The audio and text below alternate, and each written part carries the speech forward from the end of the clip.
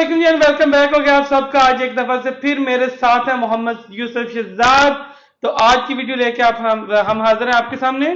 तो पहले तो हम बात कर लेते हैं जी, पाकिस्तान क्रिकेट बोर्ड में जो सर्कस चल रहा है, क्या चल रहा है यूसुफ, बताएं आप। सर्कस क्या चलना है? अभी वैसे सर्कस शुरू नहीं हुआ पाकिस्तान क्रिकेट बोर्ड में अभी, लेकिन शुरू हो जाएगा कुछ टाइम तक। लोगों को उम्मीद तो है 1 महीने तक हो जाएगा। सर्कस तो नहीं शुरू हुआ, लेकिन मार्ने मार्कलन जो पाकिस्तान के बॉलिंग कोच थे वो रिजाइन कर गए अपने ओहदे से, क्योंकि looking at the previous performances in the world cup and in the Asia cup, तो फास्ट बॉलिंग हमें बिल्कुल ही डिटोरिएशन की तरफ जाती हुई नजर आई है, जिसकी वजह से उनको मुझे लगता है बनता भी था ये करना, क्योंकि उन्होंने कहा मैं अपने लोग पागल होके मुझे ना ब्लेम करना शुरू कर दें और जहां से जितने जल्दी आप बच बचा के निकल सकते हो ना निकल जाओ। तो मुझे लगता है कि अपने पर्सनल टर्म्स पे उन्होंने अच्छा फैसला कर लिया। आगे वो आईपीएल में उनका वैसे कंट्रैक्ट होता है लखनऊ सुपर जायंट्स के साथ, और तो एक वो तो महीना ठीक रह पहले गया। वो रिजाइन कर गया। तो एक बात इधर मैं ऐड करता चलता हूँ कि वो थे हमारे फास्ट बॉलिंग कोच, ठीक है। एशिया कप हमारा श्रीलंका में हुआ है, इंडिया में हमारा वर्ल्ड कप हुआ है। उसके बाद मतलब कि ये कंडीशंस ऐसी होती है कि जो फास्ट बॉलर को सूट नहीं करती। अब हमारा आगे टूर्नामेंट था, सीरीज आ रही थी ऑस्ट्रेलिया के साथ, जहाँ की कंडीशंस पे अगर उनका ट्रैक रिकॉर्ड देखा जाए, एक अच्छा फास्ट बॉलर थे, एक अच्छा रिकॉर्ड था। यहाँ पर हमें उनकी जरूरत थी, उससे पहले वो रिजाइन कर गए। और अभी एक महीना उनका जो जैसे पहले बात किया रहता था, वो फिर भी छोड़ के चले उनका गए। तो कोई कसूर नहीं, वो तो समझ ले ऐसे ही जैसे एक एम्प्लॉय ऑर्गेनाइजेशन के साथ काम कर रहा था, उसका 6 महीने का कॉन्ट्रैक्ट था उनका। हम्म। 6 महीने में 1 महीना रहता था, उससे पहले वो रिजाइन दे के चले गए हैं 1 महीने से पहले ही। उन्होंने अपना अपना देखा ना कि उन्हें पता था कि पाकिस्तान में अगर कोई टीम फेल होके आती है कितना प्रेशर रहता है कि किसी भी क्रिकेट टीम के ऊपर। तो उन्होंने देखा कि उन्हें अपने हालात आगे नहीं नजर आ रहे थे अच्छे, जो कि ना मैनेजमेंट की तरफ से मुझे लगता था कि शायद मैनेजमेंट भी उन्हें कंटिन्यू ना करती, ना उन्हें करते, अपनी इज्जत बिल्कुल बचाते कह हुए सकते हैं। टाइम पर ये फैसला लिया है।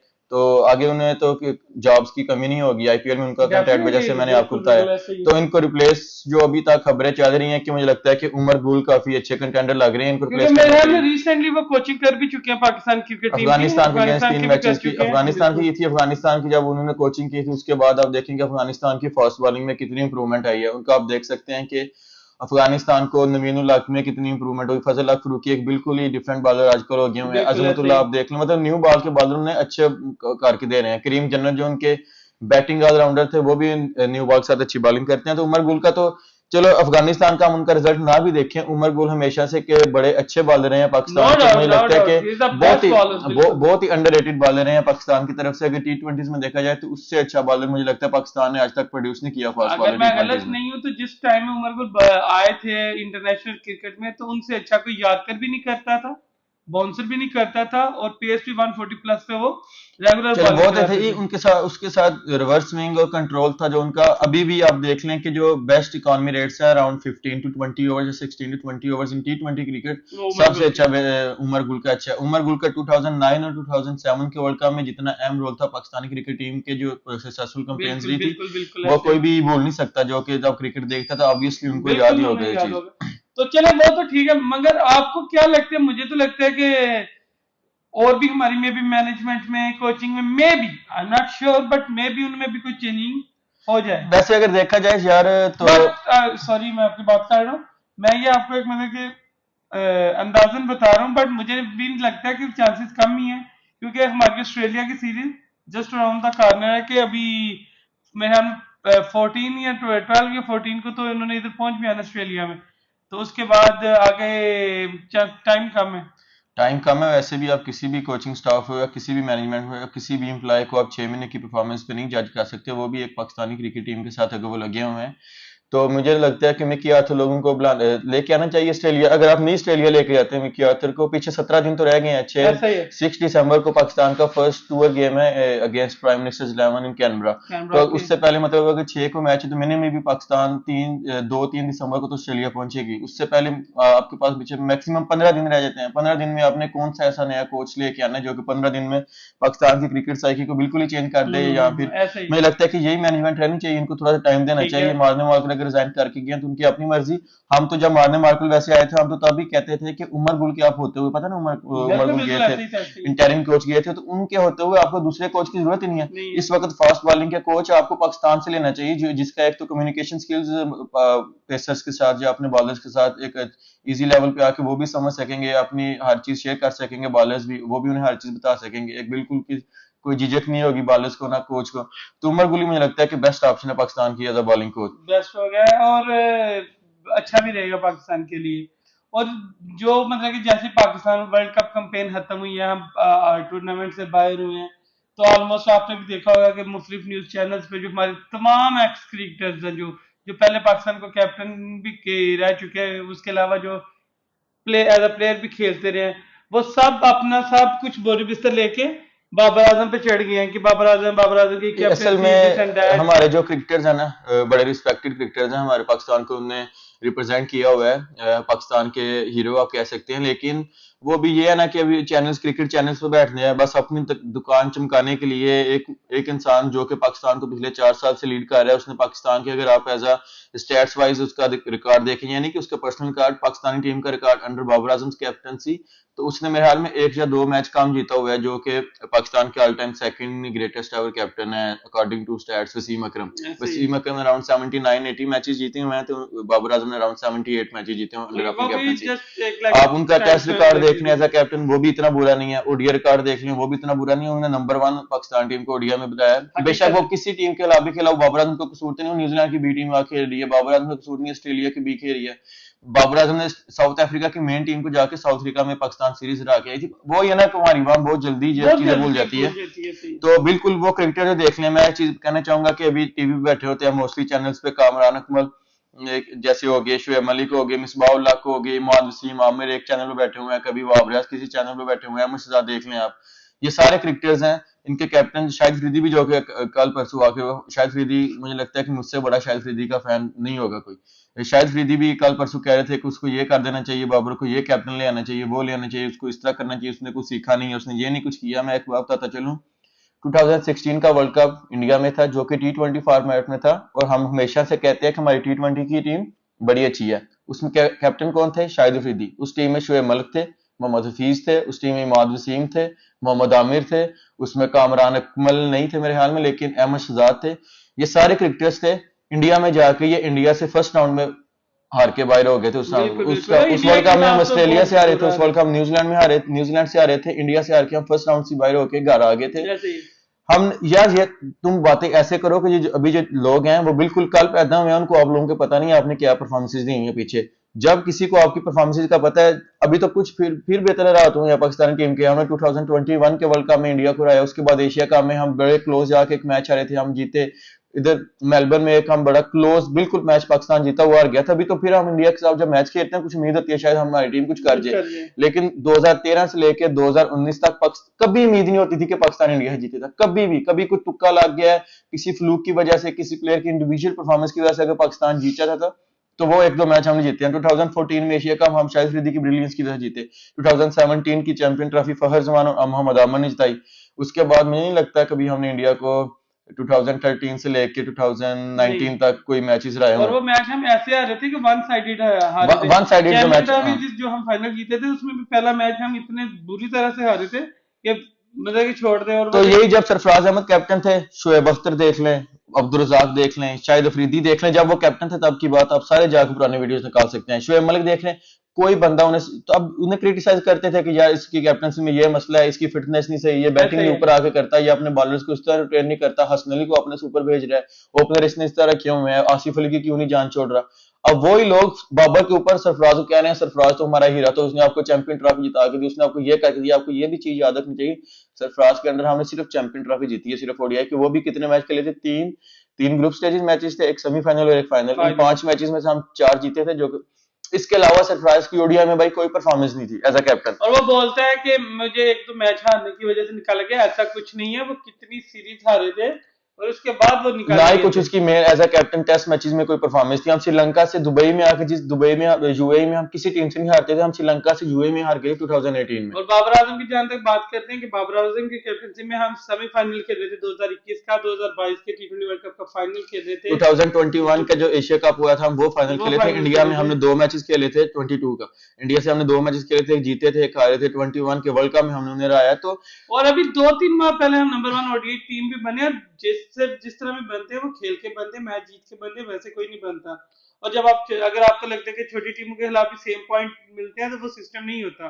वो आईसीसी का एक डिफरेंट तरीका होता है असल में मसला ये है ना कि अगर ये बाबर आजम के खिलाफ बात नहीं करेंगे, इनके पास कोई टॉपिक ही नहीं है बात यही है करने की, बात कोई वही टॉपिक ही है। नहीं है बात। अगर बाबर आजम के खिलाफ बात करेंगे तो ये अपने हबरों में रहेंगे ना, उसके साथ उसके खिलाफ बात करेंगे तो उन्हें अगले कॉन्ट्रैक्ट मिलेंगे ना। मोहम्मद आमिर और इमाद वसीम आज से 4 महीने पहले बाबर आजम के साथ, जब बाबर आजम न्यूजीलैंड के लिए सेंचुरी मारी थी T20 में, उसके साथ खड़ा होकर इंटरव्यू ले रहा था, उसका साथ में कह रहा था कि दुनिया का one of the best player है, दुनिया का one of the finest batter है, बिल्कुल ऐसे मैं ही। इसका इंटरव्यू लेते हुए मुझे बड़ा फख्र महसूस हो रहा है। और आप उसके बैक पीछे आप बातें कर रहे हो, शर्म नहीं आती? वो पाकिस्तानी प्लेयर है, पाकिस्तान का कैप्टन है। आप अगले दिन मैं देख रहा था एक शो में, उससे किसी लड़के ने पूछा था कोई ऐसा प्लेयर बताओ जिसको आपको आउट करने का दिल कर रहा हो, तो अगले से कह रहा है भाई आप सह नहीं पाएंगे, आप सह नहीं पाएंगे मैं ऐसे प्लेयर के खिलाफ। मतलब वो दबे अल्फाज में बाबर आजम का नाम लेना चाह रहा था। भाई उसने कुछ किया तो लोग सह नहीं ना पाएंगे, उसने पाकिस्तान के लिए कुछ किया हुआ तो लोगों को लगता है ना कि उसकी बेइज्जती हम कोई बंदा नहीं बर्दाश्त कर सकता। आपने क्या किया वो सिवाय अफगानिस्तान वाला मैच, वो भी आपने 50, आप कहते हैं मैं नंबर 2 ऑलराउंडर था, मुझे टीम से बाहर निकाला है। आपने कुछ एक मैच विनिंग इनिंग आपको वो अफगानिस्तान की मैच साइड पे कर दिए। आप जितने बड़े खिलाड़ी आप अपने आप को समझते हैं, कोई 8 साल 9 साल आपने रेगुलर क्रिकेट खेली है, कोई ऐसे एक मैच ऐसा बता दें आपने अपनी बॉलिंग से जिताया हुआ? वो भी आपने अगर जिताया भी होगा वेस्ट इंडीज की बी टीम के अगेंस्ट जिताया होगा। मुझे एक याद आ रहा है 2016 में वेस्ट ऐसे इंडीज ही। की कोई वर्ल्ड कप जीतने के बाद उन्होंने बड़ी फारिश में जीती यूएई में पाकिस्तान के अगेंस्ट, उधर कोई 3-4 विकेट उन्होंने बॉलिंग ली। कोई मैच इनका मुझे याद नहीं आ रहा। आप कितनी देर मोहम्मद नवाज के आने से पहले आप पाकिस्तान के फिनिशर खेलते रहे, आपने कोई मैच अपनी फिनिशिंग से एंड तक ले, आपसे तो हवा में शॉट ही नहीं लगती थी, चौके आपके ग्राउंड शॉट बस लगते थे जो कि हमें नहीं चाहिए होता था। और तो वो भी मतलब कि जितना होते थे वो भी हमें पता ही है। मोहम्मद अहमद दूसरी साइड पे आके कह रहे हैं शहनशाह अफरीदी, मोहम्मद हारिस रऊफ, वसीम जूनियर, हसन अली, शदाब खान, मोहम्मद नवाज। मैं मानता हूँ इनसे नहीं अच्छी परफॉर्मेंस हुई, मैं मानता हूँ बहुत शदाब अच्छा है खान बिल्कुल। मोहम्मद नवाज से परफॉर्मेंस पिछले 1-1.5 साल से ओडीआई में नहीं हो रही। कह रहा है कि सारे T20 के बाद है ना भाई, आप किसके बाद है ना, आपसे 4 ओवर पीएसएल में नहीं होते, आपसे 4 ओवर सीपीएल में नहीं होते, आप 4 ओवर कराते हो, आपको कभी क्रैम्प पड़े होता है, कभी आपको आप हैमस्ट्रिंग हो तो मैं जाती है। कहता हूँ आमिर को तो बात ही नहीं करनी या चाहिए। वो जो 10 साल पहले इंडिया का यूसुफ पठान रिटायर हो चुका है, उससे जाके लीग में वो छक्के चक्के करता और है। फिर बहाने क्या जी मेरी ट्रैवलिंग का इशू बन ऐसे गया। ही। मैं भाई तुम प्रोफेशनल हो, अगर ये बहाने लगाए पाकिस्तानी क्रिकेट टीम के प्लेयर, आप कहते हो ये तो बहाने हैं, आप सारे रगड़ रहे होते हो उन्हें बैठ के टीवी पे। कोई शर्म और हिया करनी चाहिए हमारे जो एक्स क्रिकेटर्स हैं। लेकिन इनका कुछ नहीं हो सकता। कुछ भी नहीं इनका हो जो नया सकता। कैप्टन भी आ गया, नया कैप्टन भी ऐसे आ ही है, गया, उसके उसने पीछे हो बेशक जाना है। खुदा न खास्ता अगर उससे बुरी परफॉर्मेंस हुई, भाई हम तो पाकिस्तानी हैं, हमारा दिल करता है जो भी कैप्टन हो पाकिस्तान टीम का वो अच्छी पाकिस्तान की परफॉर्मेंस बढ़िया दे। परफॉर्मेंस है। इनका इनकी मर्जी का कैप्टन भी आ गया है ना, इनके उससे भी ना कोई अच्छी खुदा न खास्ता परफॉर्मेंस हुई, बेशक सरफराज ही आ जाए यार, पाकिस्तान टीम के लिए अच्छा होना चाहिए, जो मर्जी आ जाए। हम ये नहीं कहते बाबर आजम को नहीं होना चाहिए या बाबर आजम को ही होना चाहिए, हम कहते हैं कि पाकिस्तान की बेहतरीन हर फैसला हो। आप इंडिया देख लें, आप कहते हैं इंडिया का बड़ा देखें यार, इंडिया एक ना बड़े स्मूथली उनका जो बैटर ना वो पास ऑन होता है कि पहले गंगोली के बाद धोनी बने बनाया है, धोनी के बाद विराट कोहली बने बनाया है, उसके बाद रोहित शर्मा बने बनाया है। मतलब उनके कोई 10-12 पिछले कोई 20 साल में 4-5 कैप्टन मैक्सिमम बस चेंज ऐसे हुए ही होंगे। ऐसे ही। हमारे आप देख लें हर सीरीज के बाद कैप्टन एक टाइम पे चेंज हो रहा था। मोहम्मद यूसुफ कभी होते थे किसी सीरीज में, कभी किसी सीरीज में यूनुस होते थे, कभी किसी में शाहिद अफरीदी होते थे। मुझे 2000 वर्ल्ड कप 15 का याद आ गया, 2015 का 15 के वर्ल्ड कप से पहले आपको याद था कि हमारी न्यूजीलैंड के साथ ओडीआई सीरीज थी। ऐसे ही। उसमें आपको याद आएगा कि लास्ट 3 मैचेस में मिसबाउल हक को हैमस्ट्रिंग का थोड़ा इशू हो गया था, मिसबाउल हक ने वो सीरीज मिस की थी, बिल्कुल कि 3-4 महीने पहले की ये ऐसे बात ही। है। तो शाहिद अफरीदी आके किसी ने शाहिद अफरीदी से इंटरव्यू में प्रेस कॉन्फ्रेंस में पूछा था कि क्या पाकिस्तानी टीम को आप लीड करना चाहेंगे। उधर शाहिद अफरीदी का रिप्लाई तो यही बनता था ना कि हमारा कैप्टन मिसबाउल हक है, वो इंजर्ड होकर बाहर गया, मैं वाइस कैप्टन हूँ, हमारा कैप्टन वर्ल्ड कप में शायद मिसबाउल हक ही रहेगा, मैं तो बस ऐसे ऐसी उसकी रिप्लेसमेंट आया हूँ कि जितनी देर वो इंजर्ड है चलो 1-2 मैचेस में ऐसे कैप्टनसी ही। कर लूँ।